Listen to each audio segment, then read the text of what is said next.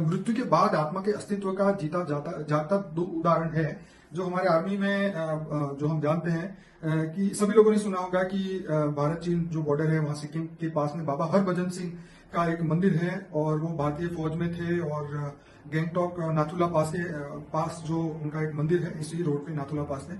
तो वो जो आर्मी के जवान थे उनको भी आज की डेट में सैलरी भी मिलती है, वो ऑन ड्यूटी है, वो माना जाता है, उनकी ऑफिस की साफ सफाई होती है। कोई भी व्यक्ति उनके ऑफिस में विदाउट सैल्यूट नहीं जा सकता। कहते हैं उनको थप्पड़ पड़ती है अगर जाए तो।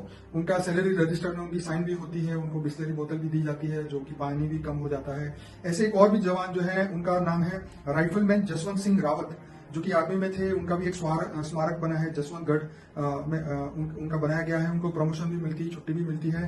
तो हम ये जानना चाहते थे कि जो ये उन्होंने जो बाबा हरभजन सिंह है उन्होंने मृत्यु के बाद भी ये ड्यूटी की है। उनकी जब डेथ हुई तो उन्होंने अपने साथी सैनिक को बताया कि मेरी डेड बॉडी कहाँ पड़ी है और उसके बाद में सैनिकों को वो हेल्प करने लगे।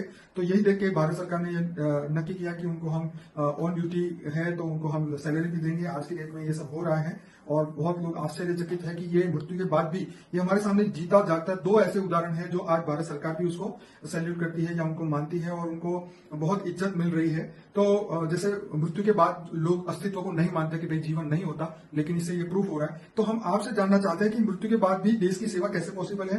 क्या वो अकेले हैं या कोई और भी उनके साथ है? आप बताइए। देखो, मृत्यु के बाद तो आत्मा तो अजर अमर अविनाशी है ना जी। तो मृत्यु के बाद उसका सूक्ष्म शरीर के साथ आत्मा होती है। ठीक है। उसमें दो तत्व कम हो जाते हैं, जल और मिट्टी। ठीक है। मगर वो आत्मा अच्छी है, देशभक्त है।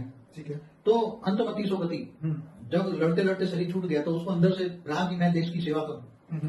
तो ऐसे सूक्ष्म शरीर में रहकर करते हैं। ये तो उदाहरण के तौर पर दो बताया, मगर ऐसे हमारे कई फौजी हैं।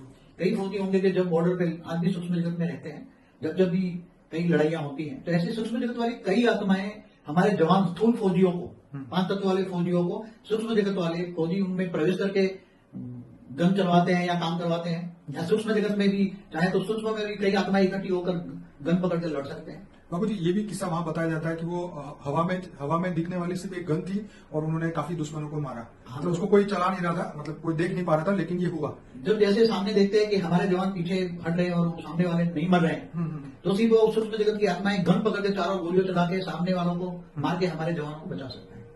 ऐसी एक नहीं, ये तो दो एग्जाम्पल प्रैक्टिकल है। जी जी। मगर ऐसी सूक्ष्म जगत में बहुत अच्छी आत्माएं, ये बहुत अच्छी आत्माएं, देवता कैटेगरी की आत्माएं। जी जी जी। और उनको हमेशा सैल्यूट मानना चाहिए। और ऐसे हमारे हर बॉर्डर पर हमारे हिंदुस्तानी काफी जो मरे हुए फौज में काफी अच्छे जो देशभक्ति, अंतमति सो गति, जिनको मरते वक्त देशभक्ति याद थी।